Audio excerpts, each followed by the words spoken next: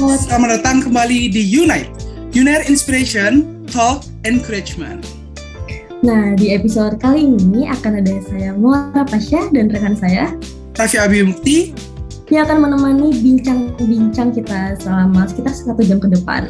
Dan seperti kali ini, kita sudah kedatangan sosok yang luar biasa, inspiratif, yang juga merupakan seorang alumni dari Universitas Airlangga. Siapa lagi kalau bukan Kak Fania Santoso. Halo Kak Fania.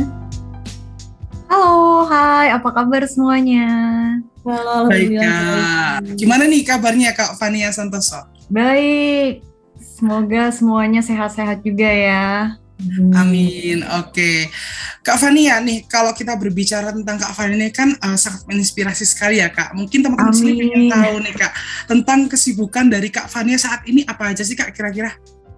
Ya, kalau saat ini Fani sebagai co-founder dari Heystartik, itu adalah sebuah inovasi sosial yang fokus mempromosikan gaya hidup ramah lingkungan lewat produk-produk inovasi daur ulang, jadiin produk fashion gitu.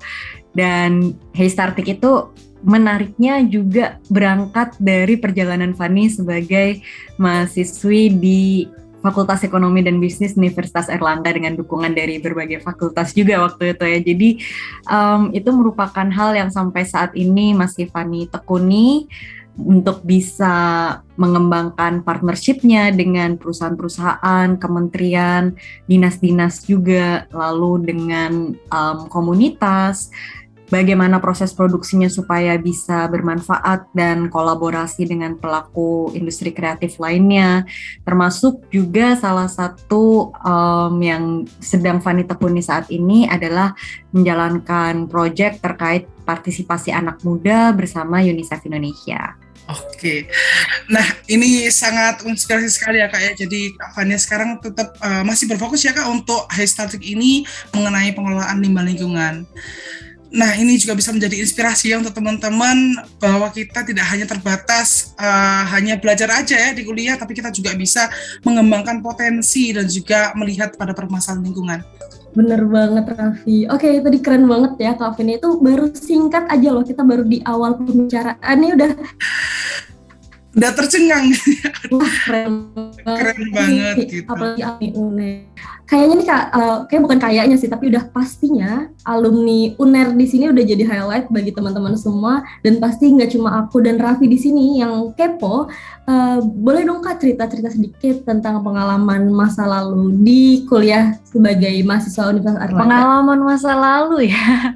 Banyak sih ya yang berkesan gitu, mulai dari zaman awal-awal masuk, tahu yang namanya ada toh kompetisi mahasiswa berprestasi, itu yang jadi salah satu titik balik dan awal mulanya juga baby Heystartik ini bisa muncul gara-gara bikin karya tulis ilmiah buat ikutan lomba itu. Terus juga dari segi satu yang berkesan juga adalah adanya English class di Fakultas Ekonomi dan Bisnis di jurusan manajemen itu. Seneng karena bisa dalam tanda kutip belajar juga untuk aktif bahasa Inggris gitu ya.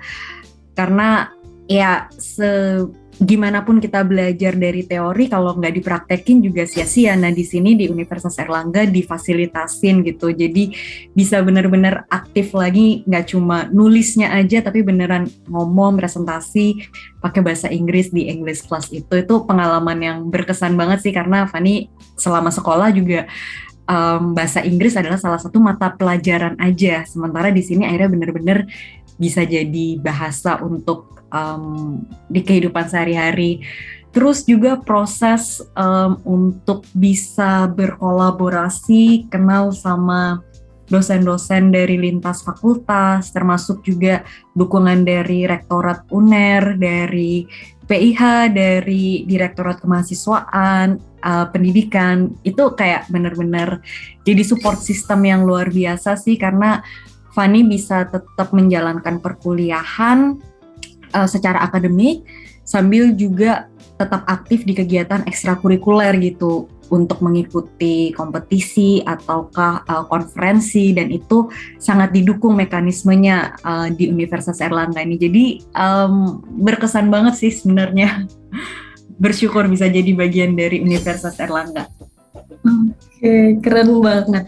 Nah, ngomongin tentang support system ya Kak, dengar-dengar nih Kakak dulu pernah diarahkan oleh Profesor Ganden, seorang dosen dari Fakultas Sains dan Teknologi UNER, dan juga pernah dibimbing oleh Profesor Badri untuk case starting-nya ya. Dan kalau ngomongin soal dosen, kalau boleh tahu siapa nih Kak, dosen favorit Kak Fania selama berkuliah di Universitas Erlangga dulu? Ini ya pertanyaannya makin spesifik ya. Tadi pengalaman, sekarang dosen. Sama sih kalau aku bisa bilang tiap dosen punya momen berkesannya masing-masing. Ya pastinya tadi yang disebutin Prof. Ganden yang mendukung proses pembuatan karya tulis ilmiah Fani untuk dari segi research-nya, untuk bisa menghasilkan pelapis alami yang tidak merusak lingkungan gitu. Terus dari Prof. Badri yang mengarahkan dari segi strategi marketingnya, termasuk untuk skripsinya Fani yang akhirnya sekarang jadi Heystartik itu. Dosen-dosen lain pun banyak yang berkesan, berpengaruh dalam hidup Fani. Mulai dari, kalau tadi udah banyak yang cowok, cewek nih ada Bu Fitri misalnya, meskipun dari akuntansi, tapi beliau termasuk sosok yang menurut Fani karismatik ya, jadi cantik baik itu dari segi kepintarannya maupun dari segi tampilannya. Jadi Fani terinspirasi juga untuk jadi cewek tuh kayak gini. Terus juga Pak Sony misalnya yang kreatif di pemasaran sampai nulis buku, semoga Fani bisa mengikuti jejaknya, cie. Terus juga Pak Amak yang aktif di kegiatan internasional. Ya kayak semua dosen punya kesannya masing-masing. Pak Hermawanto yang mengawal proses untuk Fani bisa ada di pemilihan mahasiswa berprestasi. Lalu juga, banyak nih kalau disebutin satu-satu. Bu Leli yang ternyata tetangga Fani tapi juga into kewirausahaan. Jadi tiap dosen punya kesannya dan juga punya cara untuk mengajarkan hal bagi Fani juga sih. Misalnya kayak Pak Ganden yang biasanya mata kuliahnya cukup berat ya buat yang ngerti tentang statistik bisnis gitu, itu kayak ruwet gitu, tapi beliau punya caranya sendiri, pembawaannya yang entertaining dengan keahliannya menyanyi juga, itu kayak menimbulkan kesan-kesan, jadi orang tuh materinya serius pun gimana caranya membawakannya bisa menarik gitu. Jadi tiap poin-poin itu akhirnya bisa bikin Fani ngambil hikmahnya gitu, nggak cuma dari segi pelajarannya aja, tapi kayak life lessonnya gitu. Wah, ini aku lihat banyak sekali ya dukungan dari dosen utamanya dalam kesuksesan saat ini Kak Fania hingga saat ini bisa mencapai titik di Heystartik yang sebesar ini. Nah, masih berhubung dengan dunia perkuliahan nih Kak Fania. Mungkin ya kalau kita sebagai mahasiswa kan tidak hanya mungkin di dunia akademik saja, namun kita juga mengembangkan soft skill kita di dunia organisasi. Nah, terkait dengan organisasi nih Kak, waktu Kak Fania kuliah di Universitas Erlangga waktu itu ya, Kak Fania kalau boleh tahu nih gabung organisasi atau UKM apa aja sih Kak? Ya, jadi kalau terkait dengan UKM di intrakampus, itu Fani gabung di UKM Kerohanian Kristen Protestan, di mana di situ seru ya. Jadi selain di akademisnya kita dapet, terus akhirnya secara spiritual juga nemu support system juga dari teman-teman lain dan bisa ya saling sharing gitu. Yang paling Fani seneng dari UKM Kerohanian itu adalah gimana kita bisa saling terbuka satu sama lain dengan cerita-cerita perjuangannya masing-masing dan juga gimana bisa melewati tantangan yang ada. Lalu juga Fani gabung di UKM terkait jurnalistik yang ada di Fakultas Ekonomi dan Bisnis, di mana di situ banyak belajar tentang berpikir kritis ya, untuk gimana sih kita bisa menampilkan sesuatu itu gak cuma dalam bentuk laporan aja, tapi menyajikan dari sudut pandang pembaca, apa nih yang menarik perhatian mereka. Jadi dari situ juga banyak belajar sih akhirnya dari keterlibatan Fani di UKM tersebut. Oke, keren banget nih. Benar-benar definisi seorang mahasiswa yang aktif ya Kak ya dulu. Amin. Oke, tadi kalau ngomongin momen-momen selama kuliah, tadi Kak Fani udah sempat menyinggung terkait support system dulu pas kuliah, terus juga gimana sih lingkungan sekitar Kak Fania yang benar-benar membawa Kak Fania sampai titik sekarang, dan juga berarti kan emang hampir semua bisa dibilang ya cukup berkesan lah ya Kak untuk karir Kak Fania hingga saat ini. Nah, kalau boleh tahu, itu kan tadi kita ngomongin sukanya ya Kak ya. Mungkin dulu strugglingnya Kak Fania apa sih? Struggle-nya Kak Fania yang Kakak hadapi? Wah, yang Kak Fania berasa, wah struggling banget nih di sini gitu. Strugglingnya di masa perkuliahan mungkin lebih ke terkait penyesuaian jadwal ya, dalam artian kan jadwal akademis itu udah jelas ya, termasuk untuk ujian-ujiannya, terus ada momen-momen di mana ada conflicted schedule atau jadwal yang bertabrakan gitu ya. Jadi akhirnya di situ benar-benar harus istilahnya nggak mungkin meninggalkan pendidikan juga, karena emang kewajiban mahasiswa ya utamanya di pendidikannya itu sendiri gitu kan. Jadi dari situ cukup struggling untuk misalnya bahkan dikala Fani ikut kegiatan ekstrakurikuler pun ada kegiatan di luar kampus, Fani tetap bawa buku catatan buat sambil belajar, ngulang-ngulang gitu, dan berusaha selama di kelas juga selalu nyatet supaya itu kayak lebih ngebantu gitu loh ketika belajar ulang dari catatan sendiri dibanding baca buku paket yang cukup besar gitu ya, cukup banyak, atau materi presentasi dosennya gitu. Jadi ketika nulis sendiri itu kan juga secara nggak langsung terproses juga di pikiran kita. Itu dan termasuk kalau pas Fani izin nggak bisa ikut perkuliahan, akhirnya nggak punya catatan sendiri, jadi harus berusaha merangkum dari apa yang ada di materi presentasi atau catatan temen. Jadi Fani harus memproses 2 kali lipat gitu kerjanya. Termasuk ketika akhirnya harus ujian susulan, itu juga proses untuk bisa mendapatkan jadwal yang pas, termasuk dengan kesesuaian jadwal akademik, jadwal dosen yang bersangkutan juga, beliau harus bikin soal baru misalnya. Itu proses negosiasi yang akhirnya cukup menantang untuk bisa dilalui, tapi bersyukur juga bisa ada di proses itu sampai akhirnya bisa membekali lah istilahnya. Oh, jadi kalau ada sesuatu win-win solutionnya gimana, cara advokasinya gimana ke orang yang bersangkutan gitu.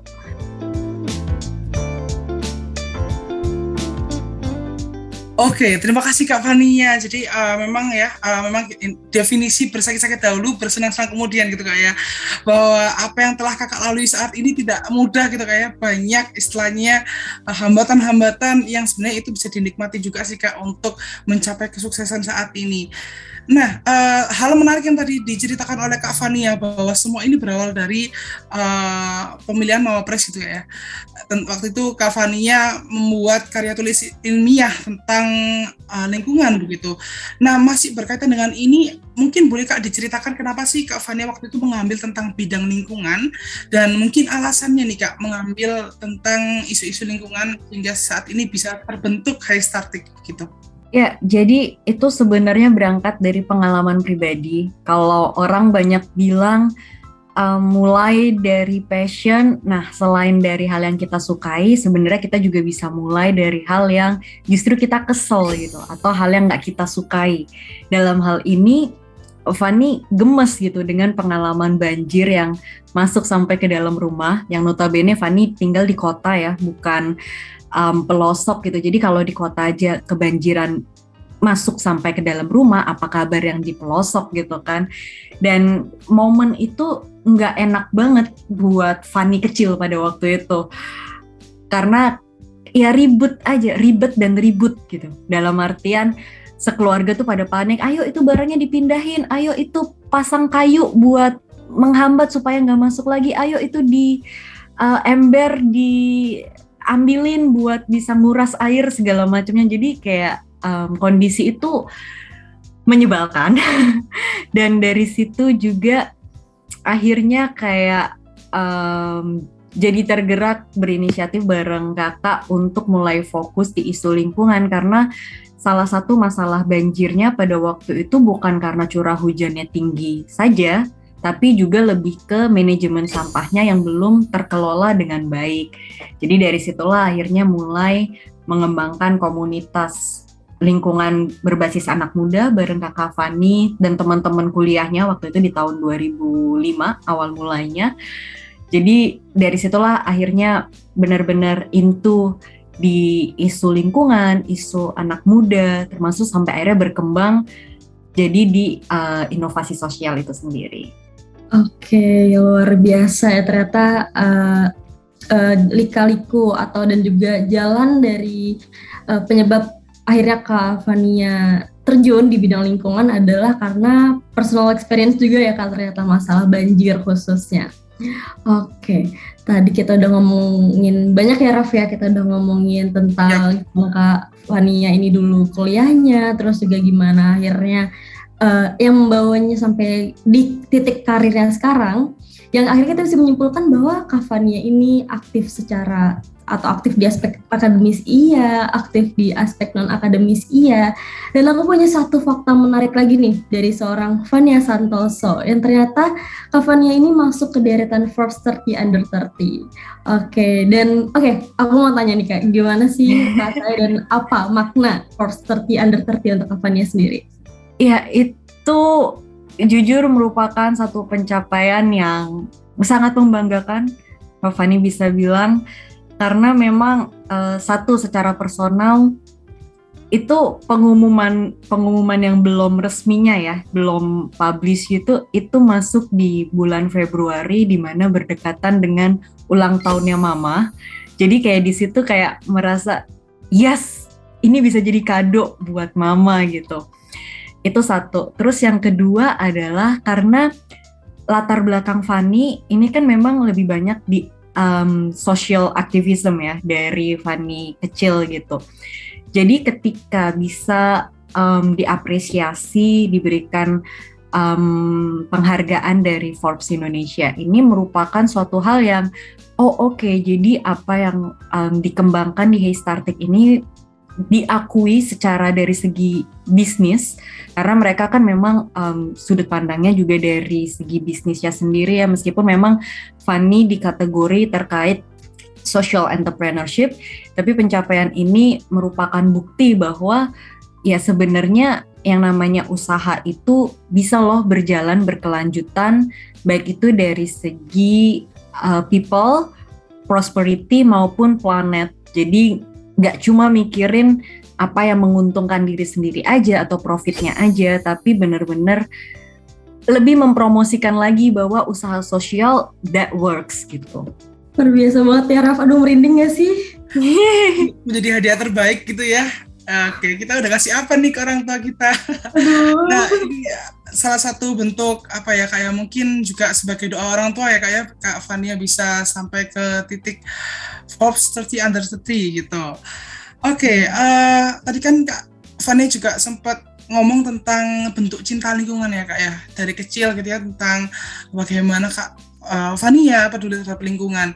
Nah, menurut Kak Fania nih, masih tentang Heystartik juga sih Kak, apa sih Kak bentuk cinta lingkungan yang sudah dilakukan oleh Heystartik selama ini, yang telah Kak Fania lakukan bersama Heystartik untuk menunjukkan bahwa Heystartik dan Kak Fania ini cinta terhadap lingkungan gitu. Ya, jadi di Heystartik ini kita punya 3 komponen atau 3 pilar utama ya dari aktivitas yang dilakuin. Yang pertama adalah terkait sustainable fashion itu sendiri. Jadi ingin menunjukkan bahwa yang namanya fashion itu bisa berkelanjutan, bisa dari bahan-bahan yang ramah lingkungan, dan sebaliknya yang namanya produk daur ulang itu ternyata bisa tampil keren, bisa trendy juga. Jadi orang bangga pakai produk-produk dari hasil daur ulang yang sudah dikemas sedemikian rupa untuk sesuai dengan target marketnya masing-masing. Lalu yang kedua adalah terkait arts in education. Jadi di situ lebih ke bagaimana Heystartik bisa pay it forward dalam artian sharing knowledge, sharing experience juga untuk mensosialisasikan pentingnya manajemen sampah seperti apa. Lalu kalau berbicara tentang kewirausahaan, bagaimana yang bisa berdampak. Jadi nggak cuma dari segi profitnya itu tadi lagi. Lalu tips and tricksnya dari segi daur ulang itu sendiri seperti apa yang sifatnya bisa sesuai target marketnya. Dan yang komponen atau pilar ketiganya adalah terkait circular economy. Jadi di sini Heystartik berkolaborasi juga nih dengan perusahaan-perusahaan untuk bisa mengumpulkan sampah kemasan yang sudah dari produk-produk mereka yang dipakai oleh konsumen untuk akhirnya bisa balik lagi ke perusahaan tersebut, dikelola oleh Heystartik dan akhirnya kembali menjadi produk atau jasa yang bermanfaat buat perusahaan yang bersangkutan. Karena yang menjadi kunci dari circular economy adalah bagaimana ketika dari proses produksi terus nyampe ke konsumen, nah sampahnya itu nggak langsung dibuang ke TPA gitu aja, tapi bisa balik lagi untuk suatu hal yang bermanfaat. Nah, itu adalah salah satu key activity juga yang dicoba dilakukan di Heystartik supaya akhirnya kita bisa benar-benar meminimalisir tambahan tumpukan sampah yang ada. Makanya di Heystartik pun kita juga fokusnya adalah mengolah sampah-sampah kemasan secara spesifik. Karena kayak sampah plastik misalnya, itu kan sebenarnya masih bisa upaya mengurangi sampahnya itu sendiri dengan kita pakai pengganti seperti kantong belanja sendiri, kayak gitu. Oke, luar biasa. Keren banget ya Raf ya, dari tadi aku masih bener-bener kayak wah mulu nih dari tadi nggak berhenti ngomong wah. Oke. Nggak cuman ini ya Kak ya, nggak cuman tentang cinta lingkungan aja, tapi bentuk kecintaan itu sudah terstruktur gitu ya dalam beberapa poin kegiatan penting. Dan juga aku merasa kayak wah gitu ya, merasa kayak keren bangetnya itu ketika Heystartik ini tetap bisa berkontribusi, tidak hanya memanfaatkan tapi juga bisa mengajak orang-orang untuk tetap menjaga lingkungan di sekitarnya. Keren banget. Amin, makasih banget. Lalu kita juga bisa terinspirasi ya, karena kalau udah ngomongin lingkungan yang dilakukan sama Kak Fani dan Heystartik kan juga merupakan suatu hal yang mulia ya. Jadi semoga ini bisa jadi pemantik buat teman-teman kaula muda untuk bisa mulai aware sama lingkungan di sekitar kita, terus juga lebih aware terkait pembuangan sampah dan apa aja sih yang bisa berpengaruh dari limbah yang kita buang. Oke, Kak Fania. Kalau tadi Kak Fania udah sempat menyinggung terkait 3 pilar yang dijunjung sama Heystartik ya, ada sustainable fashion, ada arts in education, terus juga ada circular economy. Yang mana kita bisa lihat kayak Heystartik ini sudah cukup sering ya untuk melakukan workshop ya Kak ya? Ya, betul. Oke. Tentunya dengan penyesuaian di masa pandemi ini. Iya bener banget ya. Dan berarti kalau dari itu ada perubahan yang cukup signifikan nggak sih Kak untuk Heystartik sendiri selama pandemi? Khususnya selama pandemi ini emang banyak adaptasi ya, dari yang dulunya workshop itu cukup memakan waktu karena memang harus perjalanan flight maupun darat gitu ya untuk ke lokasi tempat kita pelatihan. Kali ini semuanya secara online. Positifnya adalah kita bisa mengurangi jejak karbon, karena jejak karbon untuk traveling itu sendiri cukup banyak. Kita juga bisa lebih efisien waktu, tapi memang tetap ada negatifnya yang kami juga masih mencari cara nih gimana supaya proses mentoring atau proses pelatihan itu bisa tetap intensif gitu walaupun secara online, karena kan untuk praktek itu gimana pun juga kehadiran fisik itu lebih berasa gitu ya, lebih bisa ngapa-ngapain, lebih bisa tanyanya luas gitu. Jadi itu yang salah satu tantangan yang masih cari cara juga nih gimana ya supaya bisa mengakomodir keperluan di daerah-daerah lain khususnya.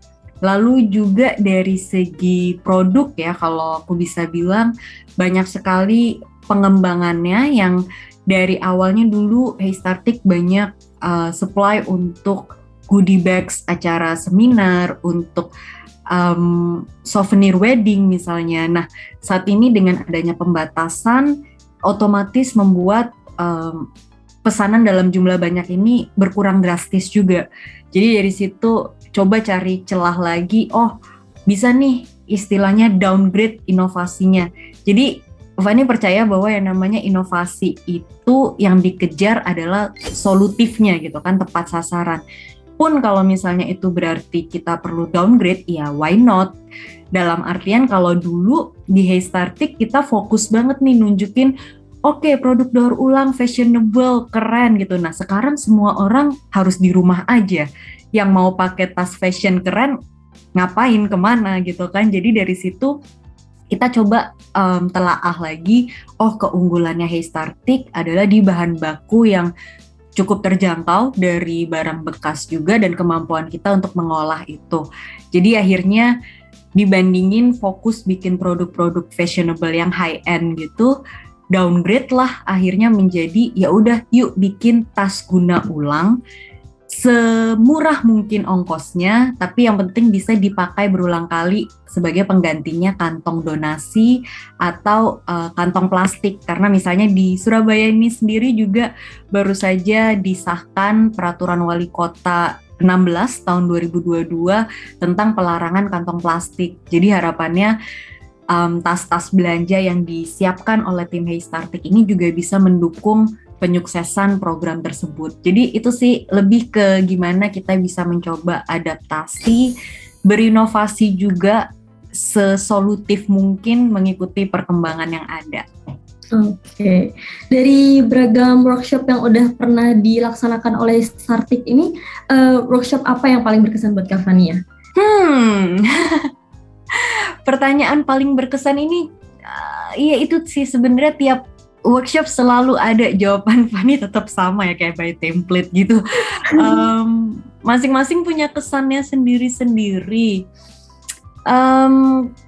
Kayak misalnya ada satu workshop di mana di situ yang memfasilitasi adalah pionir yang merupakan bagian dari mitra Heystartik gitu. Jadi itu adalah momen yang berharga ya ketika akhirnya apa yang kita bagikan itu bisa benar-benar diteruskan, dalam artian proses regenerasinya berjalan baik gitu. Jadi nggak melulu kayak Fani sebagai co-founder yang berdiri di depan layar atau kakak Fani, Agnes gitu yang presentasi ini itu, tapi akhirnya udah ada nih pionir berikutnya yang bisa maju gitu. Bahkan ketika ada workshop kecil gitu ya yang diliput langsung di media TV, terus ternyata mitra pionir kita ini ngefans juga sama pembawa acaranya, mereka bisa ketemu langsung, ngobrol langsung di acara itu merupakan hal yang berkesan karena istilahnya kayak lebih dari sekedar duit yang ya jadi pemasukan juga, tapi itu merupakan ke tahap self-actualization ya. Kalau di teori hierarki Maslow itu kan ada tuh di paling atas tuh tentang aktualisasi diri itu sendiri, dan itu adalah hal yang ketika tim Heystartik juga bisa ikut merasakan workshopnya, misalnya pas lagi di tempat workshop kita dihadiri oleh Ibu Gubernur Bu Kofifa misalnya, ikutan datang, ikutan ngelihat proses produksinya, itu jadi hal-hal yang ikut seneng lah, walaupun pas itu Fani bahkan nggak ikut hadir gitu, nggak pas lagi ada kegiatan lain, tapi ketika semuanya tetap berjalan dengan baik, itu jadi suatu hal yang gimana ya ngomongnya, kayak perasaannya lebih fulfilled gitu. Oke, keren banget ya bener-bener, kayak semoga banget nanti ini udah semakin pulih kondisinya, Heystartik juga bisa melaksanakan workshopnya secara offline lagi ya, nggak cuma secara online. Amin. Mungkin kalau offline ini ya ilmunya lebih masuk gitu ya Kak Fania ya. Dan Lebih juga, bisa praktek langsung soalnya. Nah bener banget. Dan mungkin Kak Fania juga bisa menemukan teman-teman pionir yang memiliki kesamaan visi misi gitu ya untuk direkrut gitu ke Heystartik. Yes. Oke. Mungkin masih seputar kerjasama nih Kak. Tadi kan Kak Fania menjelaskan bahwa Heystartik ini dalam pelaksanaannya memiliki banyak afiliasi gitu ya, memiliki banyak kerjasama dengan perusahaan, dengan corporate, dan juga dengan mungkin dinas-dinas yang ada di Surabaya dan di Indonesia gitu Kak. Mungkin bisa dijelaskan nih Kak Fania tentang pengumpulan limbah sendiri dari produk Heystartik ini bekerjasama dengan siapa aja sih Kak, dan juga mungkin bisa jelaskan kerjasama itu sampai saat ini apakah masih berjalan dan juga apakah masih relevan gitu Kak dengan perjalanan Heystartik. Ya, jadi terkait kolaborasi perusahaan itu sendiri, memang Heystartik dari yang awalnya pas baru mulai ngumpulin sampahnya dari sampah yang dihasilkan di masyarakat lewat bank sampah, terus akhirnya dengan berkembangnya Heystartik ini sendiri, kita mulai melakukan pitching ke perusahaan-perusahaan terkait gitu ya, misalnya untuk bahan dari kertas semen bekas itu gimana kita bisa mendapatkan dari kontraktor. Jadi memang kertas semen yang sudah selesai buat pembangunan itu kita kerjasama untuk bisa diambil di lokasi-lokasi terdekat sekitar gitu. Terus juga dengan produsennya sendiri, karena memang dari segi fakta quality controlnya packaging kertas semen ini ternyata cukup tinggi. Jadi kalau ada hal-hal yang miss dikit itu terpaksa kertas semennya dibuang gitu, padahal belum diapa-apain, jadi masih bagus banget. Nah itu sayang banget kalau disia-siain gitu aja. Akhirnya kita kerjasama juga dengan perusahaan tersebut untuk bisa mengolah kertas semennya. Lalu untuk sisi dalamnya produk-produk Heystartik misalnya, nah di situ sisi dalamnya pun sebisa mungkin kita pakai bahan bekas, misalnya dari karton susu, yang mana itu kerjasama lagi dengan perusahaan produsen susu yang akhirnya mereka mengumpulkan kemasan-kemasan yang sudah dipakai oleh konsumennya lewat kompetisi gitu. Jadi ikut kompetisi, pendaftarannya gratis tapi harus balikin karton susu bekasnya itu untuk akhirnya bisa diolah di Heystartik. Jadi mekanisme-mekanisme seperti itu yang coba diterapkan ya, sebisa mungkin mencari barang-barang bekas untuk bisa dimanfaatkan kembali, yang sampai saat ini menurut Fani masih relevan, tapi Fani pribadi pun percaya bahwa kalau ada solusi kemasan yang lebih ramah lingkungan, itu akan jauh lebih baik lagi, karena memang berdasarkan fakta pun datanya hanya kurang dari 10% sampah yang berhasil didaur ulang. Dan Heystartik pun paling hanya berapa persen aja sih sebenarnya. Jadi kalau berbicara tentang pengurangan sampah, apa yang dilakukan Heystartik ini memang masih minimal banget. Cuma kita berharap dari produk-produk yang disajikan, yang bisa dipakai masyarakat ini, itu akhirnya bisa setidaknya menjadi sarana edukasi juga, sarana promosi gaya hidup ramah lingkungannya, supaya perubahan perilaku masyarakat ini bisa ikut terkena dampaknya dari produk-produk fashion tersebut. Oke, keren banget nih. Kak, pengen tahu nih, jadi kan selain Heystartik itu melakukan bisnis ya, berarti kan juga ada beberapa aksi atau empowerment atau campaign ya yang dilakukan oleh Heystartik selama ini. Ya, benar-benar.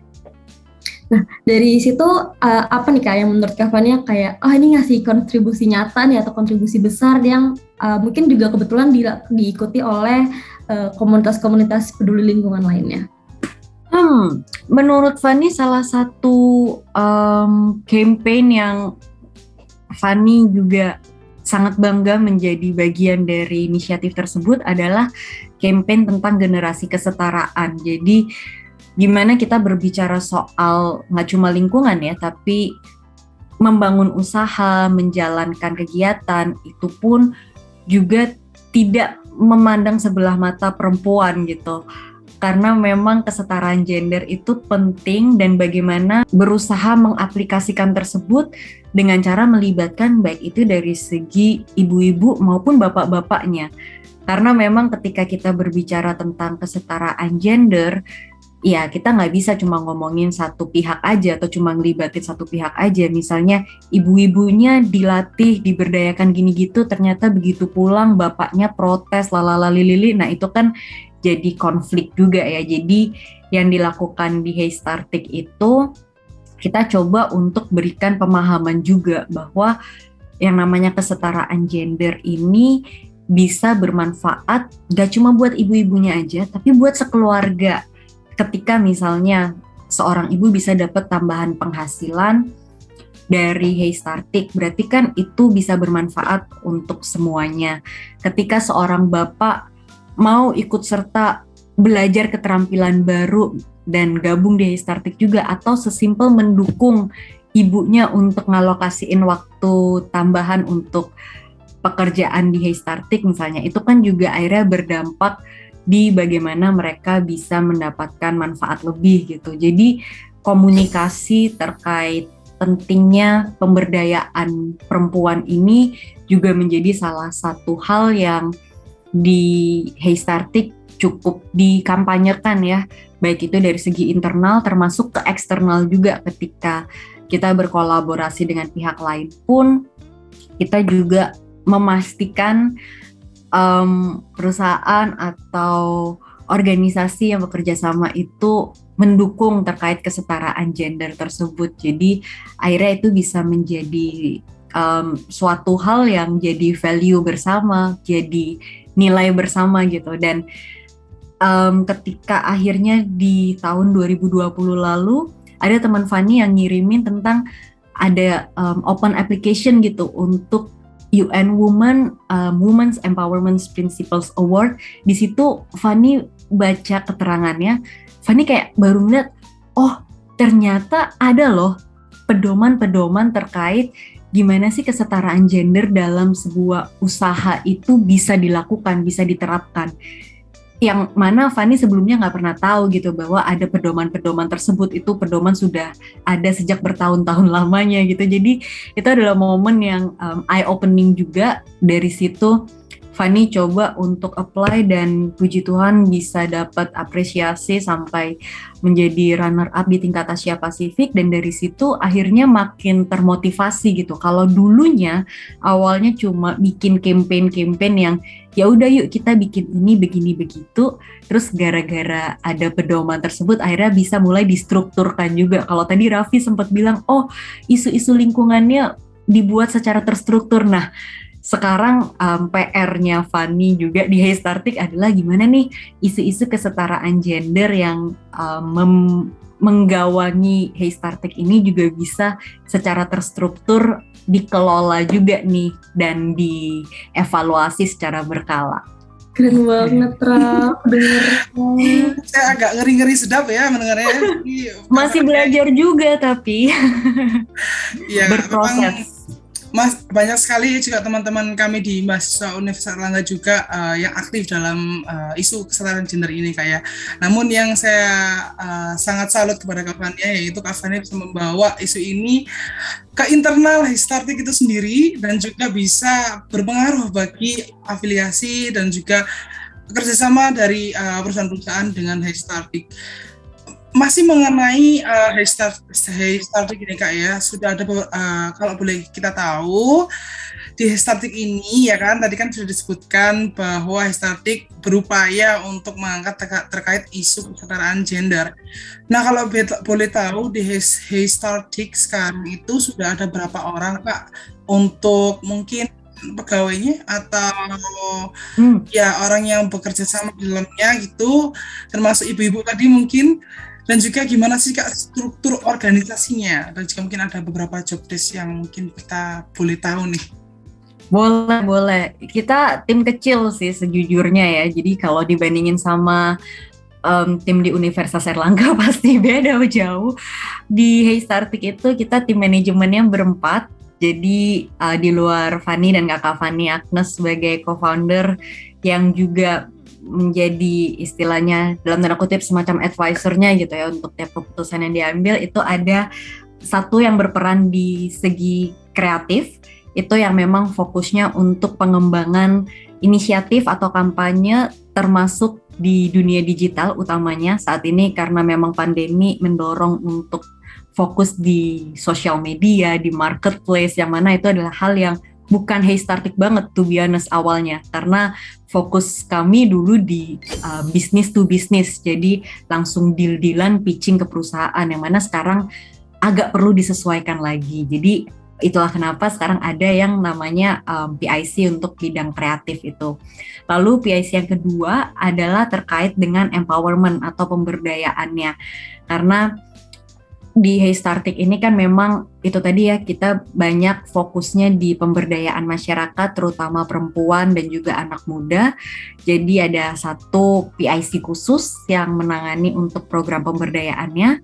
Lalu yang ketiga adalah pelatihan, yang mana pelatihan ini sifatnya lebih ke eksternal. Jadi kalau pemberdayaan ini ke internal, ke mitra-mitra ataupun pionir-pionir yang jadi bagian dari tim Heystartik. Kalau yang PIC pelatihan ini yang sifatnya untuk eksternal. Jadi misalnya untuk membuat pelatihan untuk umum atau pelatihan kerjasama dengan kementerian, dengan dinas, itu ditangani oleh PIC yang pelatihan.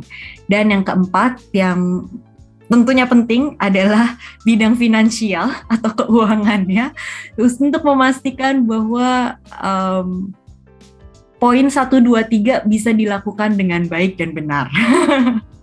Jadi itu tim inti dari tim manajemennya Heystartik di 4 poin tersebut. Lalu untuk saat ini kita ada 11 pionir yang tersebar di Jawa Timur. Sebenarnya sudah ada tambahan calon pionir berikutnya yang ada di Jawa Barat juga. Cuma memang karena kondisi COVID-19, jadi pelatihannya sempat terputus. Belum sampai yang pelatihan final banget nih, yang untuk quality control yang intensifnya itu. Jadi untuk saat ini ya itu sifatnya masih lebih ke kemitraan sih jadinya. Karena memang masih butuh waktu untuk pengemasan supaya bisa fix nih, udah jadi dalam tanda kutip jadi masternya nih, jadi pionirnya. Jadi untuk saat ini fokusnya di 11 pionir tersebut dengan mitra-mitra pengrajin lain yang ada. Oke, luar biasa banget.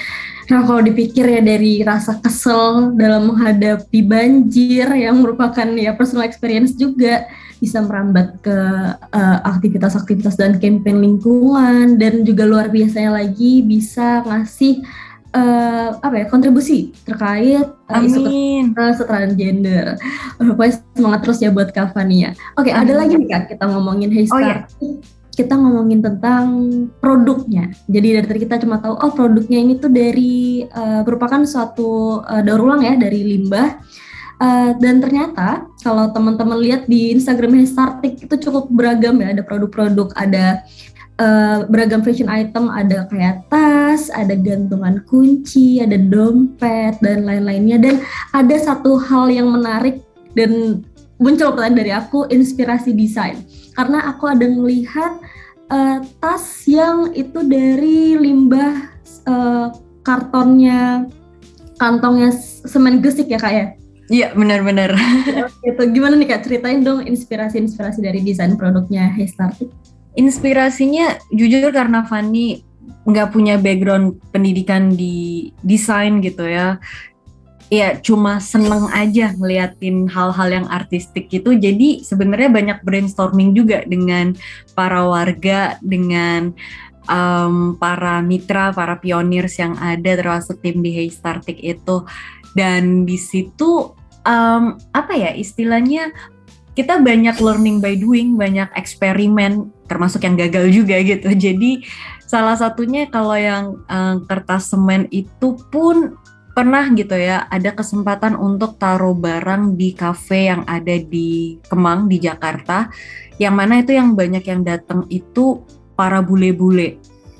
Jadi ketika Fanny bikin yang udah nggak kelihatan kalau itu dari kertas semen yang tadi Maura bilang, itu Fanny kira bakal laku, ternyata sama sekali nggak ada penjualan gitu. Tapi begitu coba Fanny ganti, ditunjukin yang ada tulisan teks-teksnya gitu, neto 40 kilogram, ada komposisi bahan-bahan segala macam. Nah itu baru penjualannya kenceng banget. Nah jadi itu kayak kembali lagi sih, banyak belajar aja sebenarnya, berani mencoba, karena apa yang ada di bayangan kita itu belum tentu sepenuhnya kejadian seperti ekspektasi kita gitu. Jadi ya perencanaan penting, perencanaan sangat penting, tapi yang nggak kalah pentingnya adalah coba diimplementasiin gitu. Bahkan perjalanan untuk Heystartik ngembangin produk daur ulangnya ini sendiri pun juga berprosesnya, salah satunya bareng Universitas Airlangga yang tadi disebutin ada Prof. Ganden terlibat itu pun.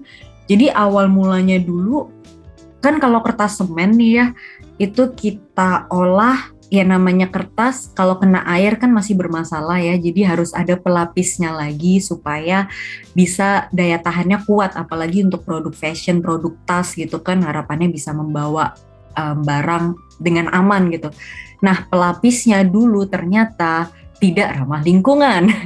Jadi itu adalah satu fakta yang mencengangkan, yang mana Prof. Ganden lah yang akhirnya memberitahu, oh bisa loh kita pakai getah tanaman untuk pelapis. Nah dari situlah akhirnya tercerahkan, eksperimennya berlanjut lagi, pengembangannya berlanjut lagi.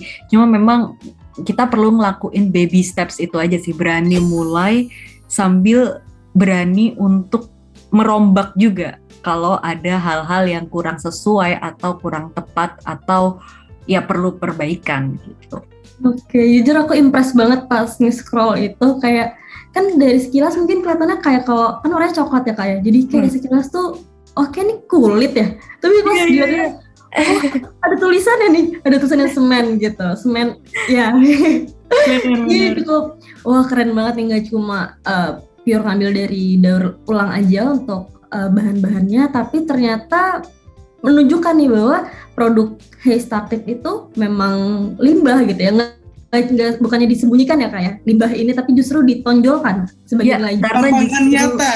Betul, itu poin plusnya ternyata, karena ya benar itu tadi, kayak orang lihat oh ya udah ini produk kulit pada umumnya, walaupun ada juga ya yang suka produk-produk yang ya udah kelihatan kayak kulit aja tapi harganya nggak semahal kulit misalnya kan poin plusnya di situ juga. Tapi mayoritas justru lebih suka kayak yang ya ini aku unik gitu gara-gara pakai produk yang dari bahan bekas tapi tetap keren gitu.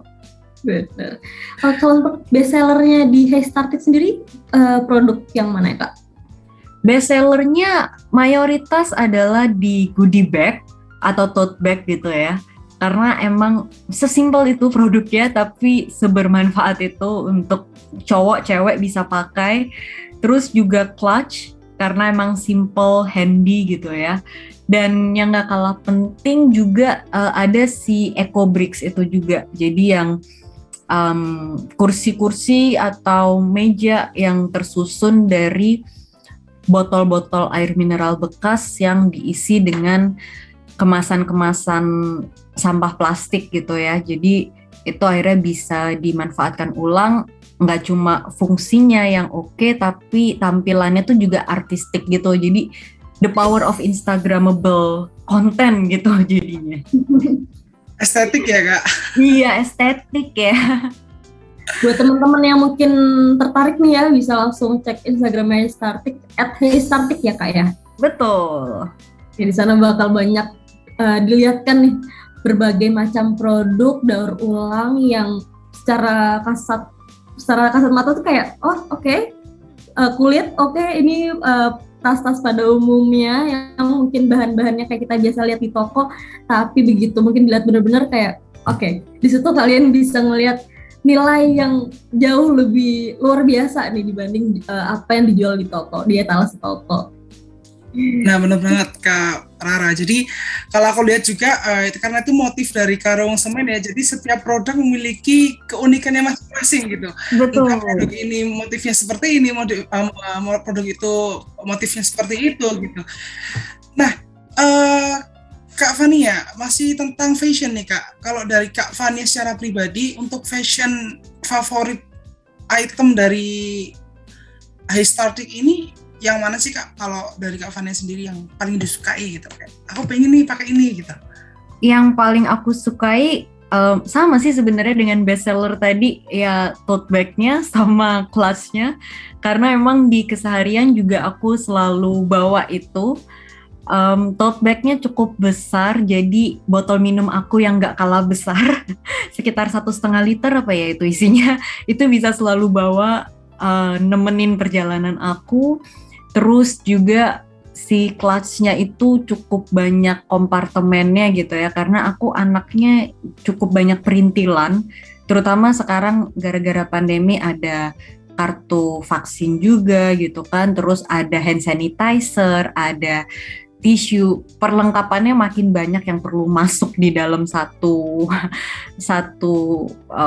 dompet gitu. Jadi dua itu sih yang aku emang paling sering pakai, selalu pakai tepatnya kalau misalnya lagi bepergian keluar, dan ya bangga gitu bisa pakai produk sendiri. Oke, ini menunjukkan bahwa selain bagus, unik, bahannya juga berkualitas Kak Rara. Jadi bahannya kalau dikasih air 1,5 liter kan lumayan berat tuh ya. Benar.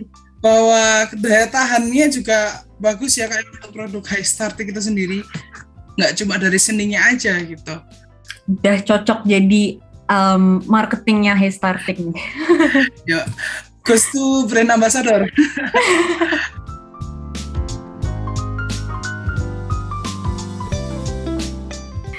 Oke, keren banget kita udah ngobrol-ngobrol dari Kak Fania dulu selama di Universitas Airlangga, terus juga jejak karirnya sampai di titik sekarang bersama Haystartic.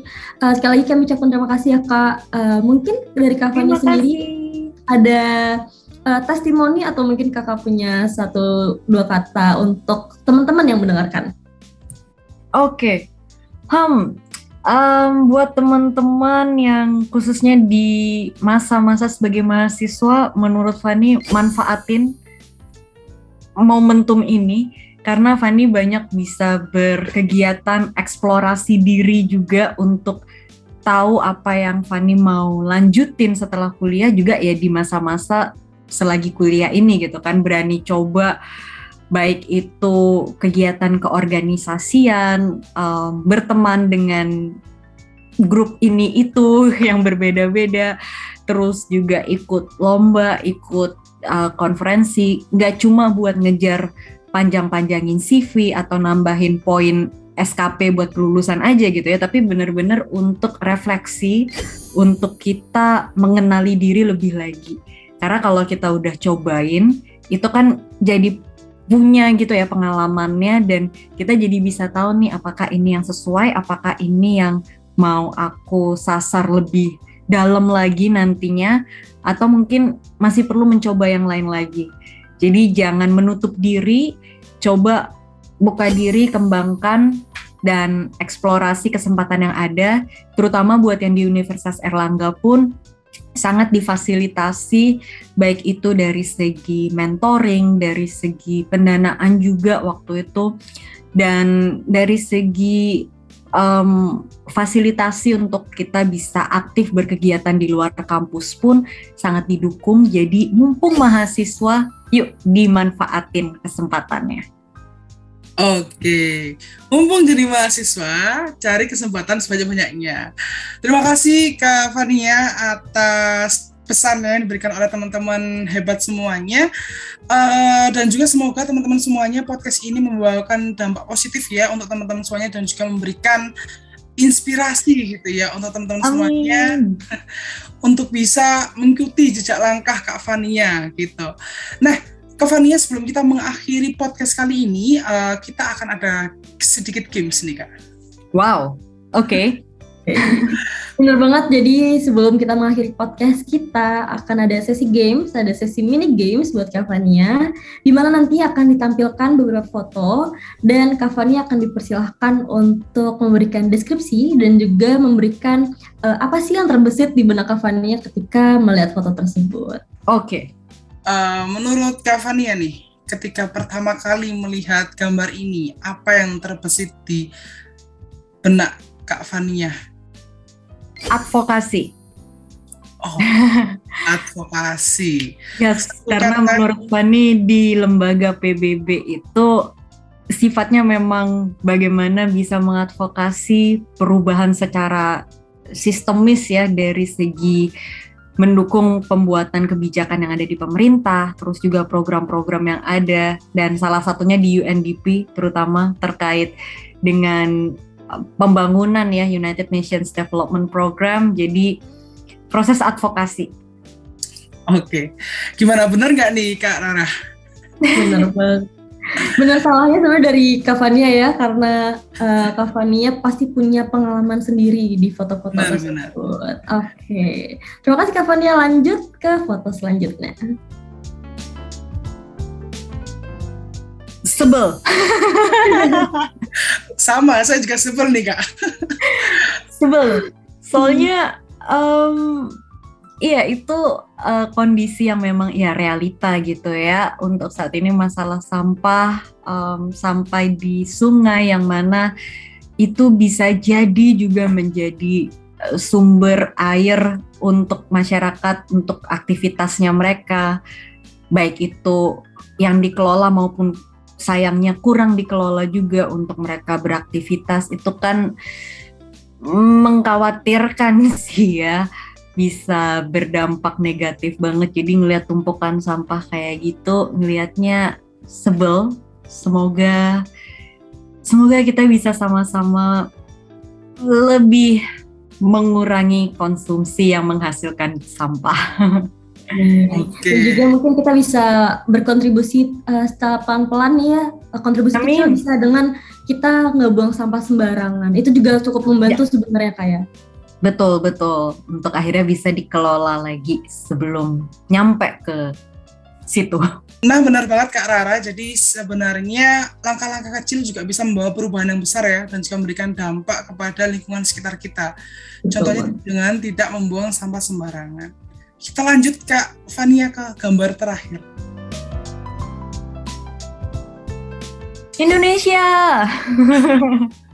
kampung halaman, tempat tinggal, dan juga ya identitas sih kalau Fani bisa bilang, karena emang lahir besar di Indonesia dan setiap berkesempatan keluar negeri pun tetap berasa kangennya sama Indonesia, walaupun dengan segala ups and downs, kondisi situasi yang ada di Indonesia ini, tapi nggak kekurangan orang-orang baik kok sebenarnya di Indonesia. Cuma butuh lebih banyak aja. Oke. Nah, betul banget Kak Fania. Jadi kalau kalian tidak menemukan orang baik, maka jadilah orang baik. Gitu ya Kak? Betul banget Raffi. Oke, itu quote untuk hari ini juga ya, termasuk ya. Oke, masuk boleh. Quote of the day by Raffi. Oke. Kak Fania gitu ya, bersama Kak Fania. Oke, tidak terasa kita sudah sampai di akhir pembicaraan. Sebenarnya kalau bisa lanjut, kita lanjut nih ya. Tapi sampai sore ya, sampai buka. Kita ngabuburit bareng Kak Fania. Nah, jadi sekali lagi kami ucapkan terima kasih sebaik-baiknya kepada Kak Fania atas kesediaannya untuk hadir dan juga untuk berbincang-bincang dengan aku dan juga Kak Raffi. Terima kasih juga undangannya, senang bisa ngobrol bareng. Nah, oke, terima kasih Kak Fania atas kesempatannya yang luar biasa dan juga menginspirasi teman-teman semuanya. Jadi kalau bisa disimpulkan bahwa ternyata teman-teman dimanapun kalian berada, kalian tetap bisa membawa perubahan seperti Kak Fania yang membawa perubahan melalui awalnya KTI ya, beranjak ke bisnis, beranjak ke program-program pemberdayaan, utamanya di pemberdayaan masyarakat, dan ini akan membawakan dampak yang mungkin tidak kita aja ya merasakan, tapi juga generasi-generasi bangsa di tahun-tahun selanjutnya. Terima kasih Kak Fania dan juga terima kasih kepada sobat hebat, teman-teman hebat semuanya yang telah menyaksikan podcast kali ini dari awal hingga akhir. Oke, dan jangan lupa subscribe Universitas Airlangga dan follow @univ_airlangga di Instagram. Dan juga jangan lupa untuk teman-teman hebat, cek dan follow @heystartik di Instagram. Yeay! Kalau begitu, terima kasih dan Sampai jumpa di episode selanjutnya.